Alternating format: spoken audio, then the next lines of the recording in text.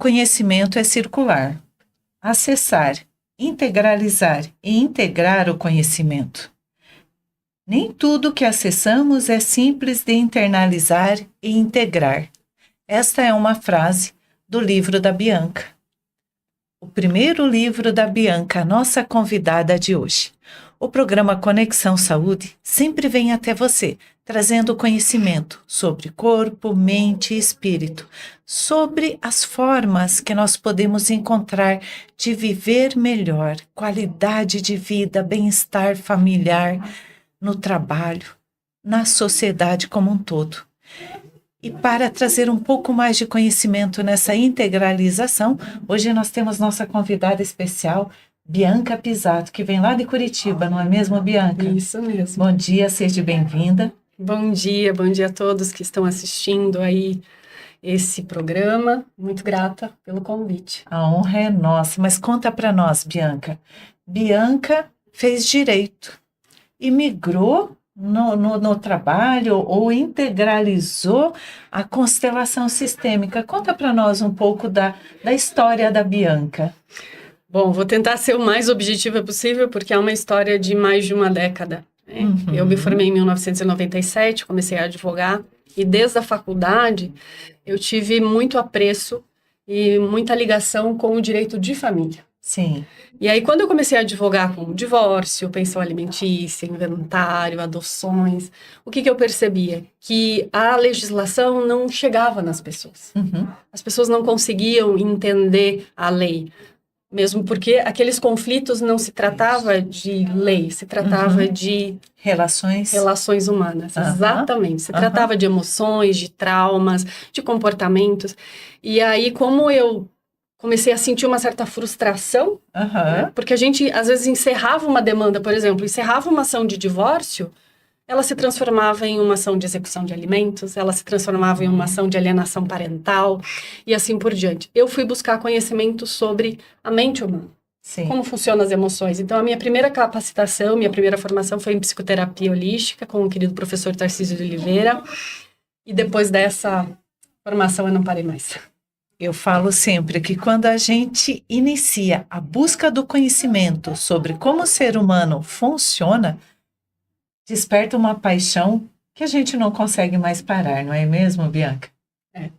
Exatamente. A gente diz, né? Torna-te quem tu és. Isso. E isso é uma frase de Aristóteles, né? Conheça-te a ti mesmo. Isso, torna-te quem tu és. Então, para a gente se tornar quem a gente é, a gente precisa se conhecer. Exato. E aí é apaixonante. A gente se conhecer, saber quem a gente é. E uma coisa muito interessante é que eu fiz terapia. Fiz terapia a partir da terapia de regressão de memória. E nessa terapia, eu acessei informações que eu vou confessar para você que eu terminava a sessão e eu falava assim, não, eu tô alucinando.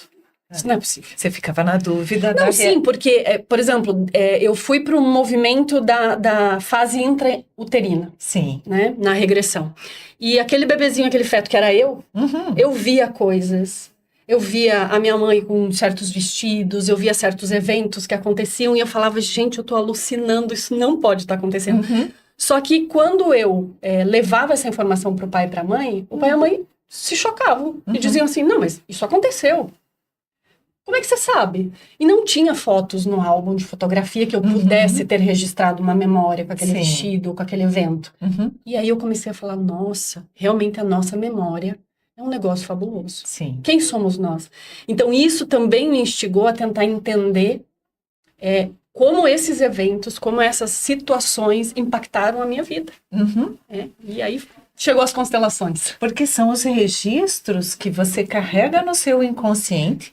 Você não os lembra, não lhe foi contado, mas está lá gravado no seu inconsciente de uma forma que você conscientemente não acessa, mas que coordena a sua vida, suas decisões, suas escolhas. Isso?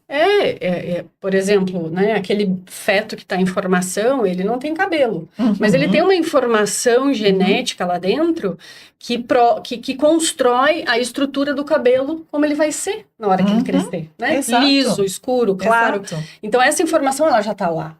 E nós temos informações genéticas que nós herdamos dos nossos ancestrais. E hoje o que nós sabemos, que não são só as informações genéticas, são as informações que nós chamamos de epigenética. E eu gosto muito desses estudos. Olha que interessante. Você sabia que o nosso DNA, depois que a gente estudou o genoma humano, foi todo aquele avanço, né? Por que parou esse estudo? Porque chegou numa conclusão que nós possuímos, em média, 25 mil genes. Uma árvore possui mais do que nós. Mais genes. Nós não temos uma quantidade de genes maior do que um verme. Então, como que nós somos tão avançados em relação? Porque é o como esses genes se manifestam. É como eles se expressam. E o como ele vai se expressar vai depender de várias coisas. Eventos, alimentação, ambientes, né? Então, a gente começa a perceber que nós somos muito mais os ambientes onde nós vivemos, as histórias que nós vivenciamos, a nossa construção lá na barriguinha da mamãe, né? O pós-nascimento, do que só a genética. E isso é fascinante. Então, eu não sou o centro do mundo. Ou seja, eu não sou eu sozinha nessa construção que você tem colocado aqui. Eu tenho toda uma linhagem atrás de mim que viveu histórias, passou por conflitos, por alegrias, por situações em que deixou marcas no meu gene que permitiu a pessoa que eu sou hoje. Exatamente. Ele vai não determinar. Mas ele vai criar uma trilha. Possibilidade de acesso. Isso, é um caminho. E às vezes eu posso olhar para esse caminho e dizer, não funciona mais para mim. Eu quero um outro caminho. Sim. Né? Entendendo que essas estruturas, elas são necessárias para a nossa própria sobrevivência. Então, é como eu dizer assim, eu escrevo com a mão direita, eu escrever com a mão esquerda não é tão fácil. Exato. A minha estrutura é aqui. Mas eu posso aprender a escrever com a esquerda. Tanto que as pessoas que quebram o braço, né, e precisam escrever com a esquerda, ou o contrário, elas aprendem. Mas requer o quê? Novos hábitos, novos comportamentos. E é isso que aconteceu também comigo na advocacia. A partir do conhecimento, não dava mais para ser daquele jeito. Sim. Não tinha mais como eu advogar do jeito que eu advogava. Não era só a teoria, precisava de vivências, de outro sentido nessa teoria para fundamentar o que você estava fazendo. Eu comecei a olhar os meus clientes não mais como clientes unicamente, como um conflito. Eu entendia que por trás desses conflitos existiam seres humanos. E o mais bonito para mim foi eu voltar para o meu lugar. Interessante. Voltar para o meu lugar. Isso é muito importante. Voltar para o meu lugar de quem chegou depois do conflito. Durante muito tempo eu acreditava que eu tinha a solução. Porque eu conhecia a lei. Que é natural do ser humano a gente se colocar quanto eu sou a salvadora, eu sou o melhor, eu tenho o conhecimento, eu sou importante. E nesse momento você se fez humilde para se colocar no teu lugar. Eu tenho conhecimento, mas o conflito veio antes. Eu não sei de nada do conflito, né? Porque quando essas pessoas chegam no meu escritório, elas já vivenciaram a situação. Elas já viveram o evento. Sim. E como elas viveram esse evento, eu não estava lá para assistir. Sim. Eu não sei o que aconteceu. Então, entrar nesse lugar de dizer, eu tenho uma ferramenta, que é o meu conhecimento jurídico, que é a minha carteirinha da OAB que possibilita o acesso. Isso. Mas eu não tenho o conhecimento que você tem em relação ao conflito e nem tampouco sei exatamente o que você precisa e o que você quer. Porque muitas vezes a pessoa procura você com um objetivo, né? E você vai para a justiça acreditando que aquele objetivo é isso que você pensa que o teu cliente quer. E não é. Porque você não ouviu ele. Sim. Você se colocou maior do que ele, achando que você conhece. E eu não dava nem tempo do cliente falar. O cliente chegava e contava um pouco da história e falava, ok, deixa pra mim. Eu tenho a solução. Eu tenho, aqui é isso. Eu dava a cartilha pra ele e às vezes eu percebia que o cliente ficava, doutora, tudo bem. Então eu vou deixar nas tuas mãos. Mas sabe aquela coisinha, parece que tá faltando algo? E este algo eu só percebia no momento que o processo chegava na justiça e começavam os conflitos. Começava aquela coisa que não saía do lugar, na audiência o cliente não aceitava acordo, era muita discussão. Claro, eu entrei na justiça, não meu cliente. a palavra que você deixou aqui, vou deixar em tuas mãos. Ficava em tuas mãos a decisão de vida de outro ser que não é só decidir, eu compro o livro ou não compro. É vida, né? Tem relacionamentos, às vezes tem filhos, e são emoções, né? São. Eu tenho tantas Sentimentos. histórias lindas, assim, de mudanças de perguntas, de postura, né? Às vezes, assim, eu ia com aquela cartilha pronta, né, para uma audiência, com as perguntas que eu queria fazer, aquelas costuras, baseada no meu conhecimento jurídico, Aham. na minha experiência. Eu me esvaziei de tudo isso. E aí eu chegava para a audiência vazia, com o meu conhecimento jurídico, mas vazia em relação àquele conflito. E eu Sim. olhava para aquela pessoa, para aquela testemunha, para aquele cliente como um ser humano e buscava me esvaziar e fazer perguntas essenciais.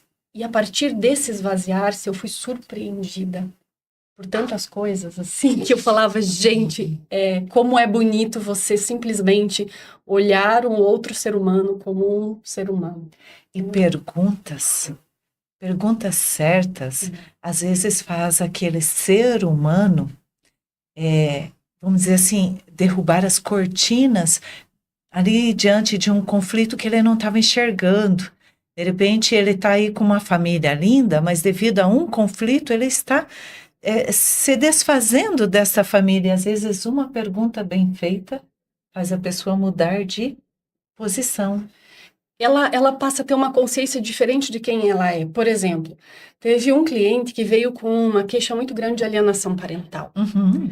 Então, o que é alienação parental? É a sensação que eu tenho que o outro pai ou outra mãe está me afastando do meu filho, né? E destruindo a minha identidade em relação àquela criança. Esse pai veio com essa questão. A mãe está me alienando em relação à minha filha. E muita raiva, um sentimento, assim, grande de vingança, né? A necessidade de fazer um movimento, olha que estranho, desse lugar de vítima, ele queria ir rapidamente para um lugar de perpetrador. Por quê? Porque ele queria que eu tirasse a guarda da criança da mãe. E falava mal da mãe. Aí você pensa, opa, mas tu tá aqui nesse lugar de vítima, percebendo como é difícil, como é doloroso, você ver a mãe falando mal de você para sua filha e você quer ir para esse lugar? Sim. Agora você quer fazer o contrário? Tem algo aqui, essa triangulação, né? Que você fica girando e você não sai. Sim. E aí nós começamos a conversar, eu fui fazendo essas perguntas certas, aonde nós chegamos. Quando eu perguntei como foi a relação dele com o pai dele, ele disse assim, eu nunca convivi com meu pai. E a pergunta é, o que aconteceu? Minha mãe dizia que o meu pai não valia a pena. Então ele queria repetir. Então, é a forma como eu aprendi a viver dentro do sistema. E aquela criança, ela olha para aquele homem que tem aquela informação interna de que os pais não valem a pena. Sim. Porque esse homem deu vida para essa criança. A genética está ali. E qual é a informação que esse homem passa para essa filha? Que os pais não valem a pena. Então a criança olha para o pai e fala, querido papai, eu sei que os homens não valem, que os papais não valem a pena. Ela simplesmente está por amor a esse pai fazendo exatamente aquilo que ele diz para ela fazer. Quando ele percebe isso, algo muda dentro dele. E aí ele precisa fazer um primeiro processo, que é reconhecer o valor do próprio papai, para assim poder ter o amor da sua filha. E aí, o que aconteceu nesse processo, assim, foi... Eu levaria uns 10 minutos para contar. Eu acredito que foi muito lindo, gente, porque vocês sabem que eu tenho essa sensibilidade em sentir. Eu estou aqui sentindo meus cabelos de pé, eu estou toda arrepiada ouvindo essa história. Eu imagino como ela deve ter sido, assim, emocionante e rica. No contexto de campo, porque a energia do campo é muito gostosa, né? Quando você toma consciência de algo e você assume a responsabilidade da mudança. Você vai pagar um preço, como foi o caso do meu cliente. Ele teve que fazer um movimento. E sabe qual foi o movimento mais lindo? Ele foi em direção ao pai. Ele foi. Ele foi e levou a filha. Só que o pai, machucado por décadas de exclusão, bateu a porta na cara dele. E essa criança entrou num desespero muito grande. E esse cliente chega para mim e me acusa de ter feito um movimento que traumatizou a filha dele. Mas passado algum tempo, ele volta a me procurar e o que ele me diz?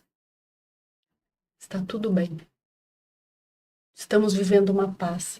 O que acontece?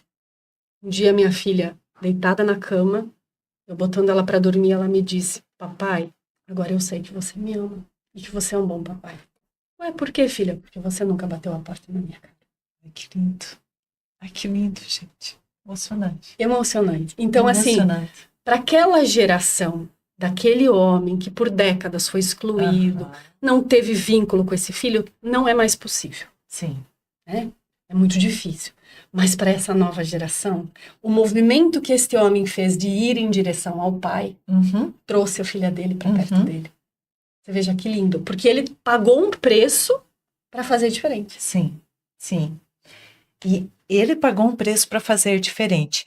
E enquanto profissional, que preço você arrisca pagar também, né? Sim. Porque agora, olhando aqui, a advogada fazendo o seu trabalho de advocacia do direito aqui, que é defender o seu cliente. Aí você se posiciona de uma forma a olhar o humano, não só o cliente. Que quando eu falo cliente, normalmente remete ao financeiro. Aqui tem uma situação, eu estou para resolver essa situação e vou receber para. Mas, no meio disso tudo, você decidiu ser humana, resolver conflitos, ajudar as pessoas a se olhar, a se encontrar da melhor forma. E dentro da Constituição Federal, nós temos um dispositivo que diz que nós, advogados, somos indispensáveis à administração da justiça. Nós não somos indispensáveis à administração do processo. Sim. É da justiça. E o que é justiça? Exato. O que é justiça para você, o que é justiça para mim? Eu não sei. Então eu olho para o meu cliente, o que é justo com você? O que é justo com essa criança? O que é justo com essa mãe? Eu não sei, eu não conheço a história de vocês. Mas eu vou olhar para o conflito como quem diz, tem uma justa razão ali. Eu gosto muito da Gláucia Paiva, uma das minhas professoras, ela tem um livro que fala da mochila transgeracional. E ela diz da justa razão. Eu posso me perguntar, qual é a justa razão pela qual eu estou vivendo o que eu estou vivendo? Exato. Que pergunta maravilhosa. Qual é a justa razão? Então, olhar para o conflito e se perguntar, qual é a justa razão por trás desse conflito, dessa dor? Né? Às vezes, por exemplo, uma família que briga num inventário, que os irmãos se atacam, a justa razão, às vezes, por trás desse conflito é a dor da perda do pai. A dor da perda da mãe. É o luto, que tem 5 fases. O advogado que entende que aquela família que acabou de perder um ente amado, ela vai passar pelas fases e tem a fase da raiva. Exato. Tem a fase da negação. Isso transforma qualquer profissão. Porque nós que trabalhamos com humanas, não dá para ser exato. Não. E eu entendi a advocacia como um conhecimento exato, porque nós temos códigos, né, leis, princípios, artigos, parágrafos, então a nossa cabeça fica muito cartesiana. Né? Tem nome para tudo. Esse processo ele tem esse nome, esse requerimento, e a gente fica muito cartesiano, só que nós nos esquecemos que o direito é uma profissão da área de humanas. Não tem como, porque a maior parte dos casos, você está lidando com relacionamentos pessoas. Pelo humanos. menos 1 ou 2 pessoas vai ter no teu caso, né? Não tem como. Já começa eu e o cliente. Né? Então, por exemplo, o primeiro atendimento, eu mudei essa configuração. Onde o cliente senta aqui e eu sento ali. Com uma mesa entre nós dois. Você senta... Eu arrumei uma outra mesinha, o primeiro atendimento era aqui. Aqui era a advogada, naquele contato humano, com o olhar humano. Depois que eu ia para a área jurídica, que então eu montava a petição, fazia o meu trabalho técnico, eu ia para minha mesa. Né? Para que o cliente também não me veja como um salvador. Sim. Como um juiz que está ali para resolver o problema. Eu estou aqui para você, com todo o meu conhecimento jurídico.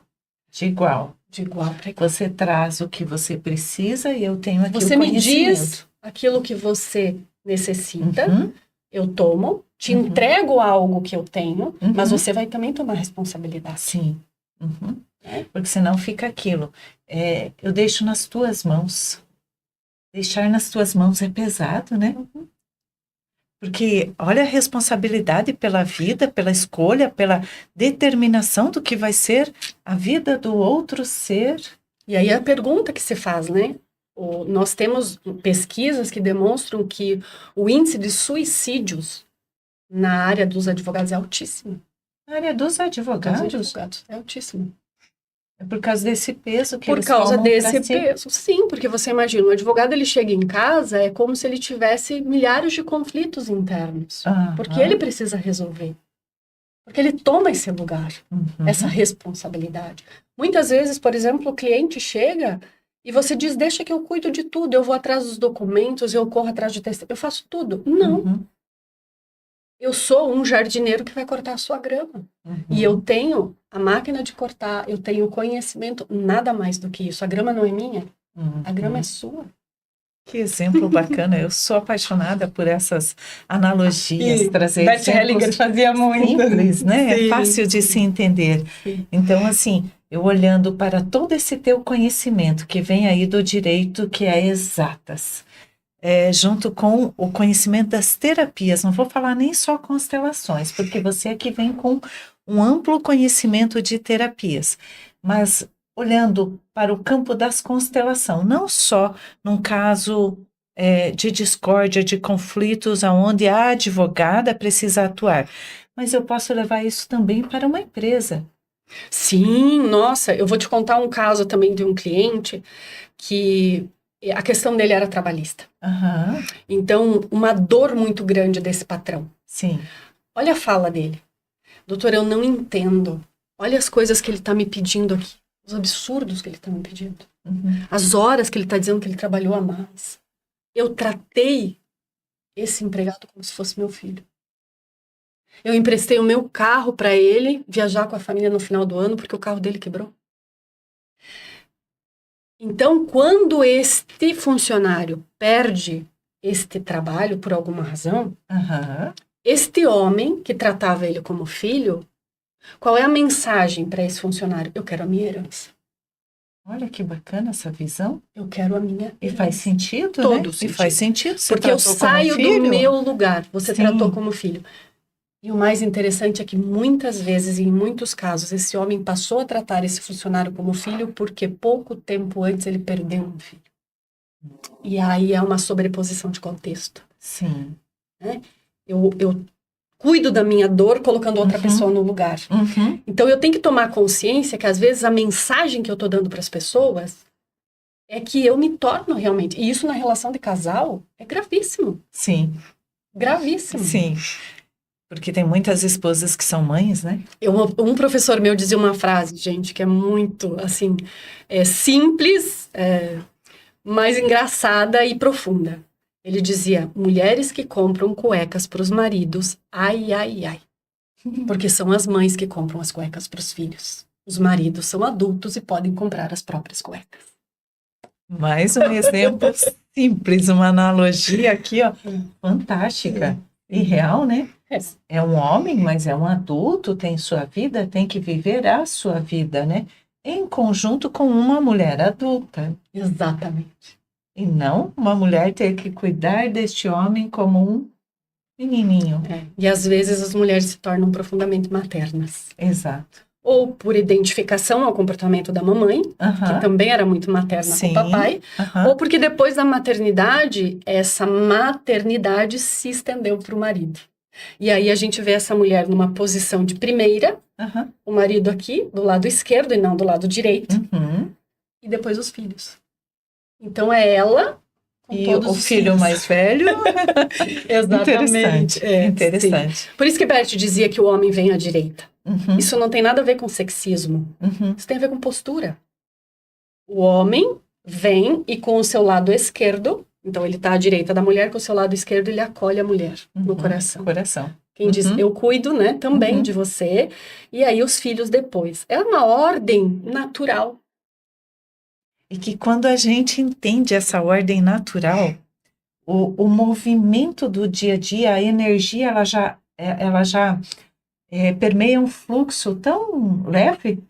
E a gente vai se observando. Isso. Porque tudo tem limite, né? Como se houvesse um fiozinho invisível aqui, onde a gente percebe que se a gente está avançando, e a gente, opa, às vezes na nossa fala a gente fala, opa, agora eu tô no lugar de quem? Isso. Eu tô falando como mãe, que eu lembro aqui de uma situação que às vezes é importante a gente colocar essa mãe aqui e dizer assim, olha, essa é a sua mãe, o marido, né? Essa é a sua mãe, essa sou eu.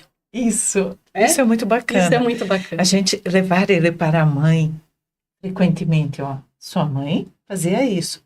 Eu estou no lugar de esposa. Tenho o lugar de esposa. E vamos trazer isso para a advocacia? Aham. Eu, advogada, tem um adulto na minha frente. Uhum. Eu olho para aquele cliente, imagino o pai e a mãe dele atrás dele, ele é um homem adulto. Sim. E eu olho e digo, você tem o seu papai e a sua mamãe. Eu não vou te salvar. Que interessante. Né? Então eu me coloco como advogada. Uhum. Eu não sou seu pai nem sua mãe. Porque os clientes chegam às vezes, doutora, só você para me salvar. Salvar. Salvar. Olha e aí as eu palavrinhas. digo, opa, né? Eu não estou aqui para salvar ninguém. Eu estou Uhum. aqui para assumir a minha função de jardineira do teu jardim, né? De advogada do teu conflito, só. Eu amei essa expressão, essa historinha, Essa jardineira historinha. do teu jardim. Isso. É simples, mas a grama é sua. Uhum. Eu só tenho a ferramenta para aparar essa grama, deixar ela bonitinha. E aí, advogados que têm dificuldade de receber, podem se perguntar. Porque se a grama é do cliente e eu vou lá com a ferramenta e corto a grama, eu corto a grama, você me paga, eu vou embora. Uhum. Agora, se eu digo essa grama é minha, eu cuido, eu tenho a responsabilidade de adubar, de regar, eu não vou receber por isso. Porque agora ela é minha. Uhum. Olha só.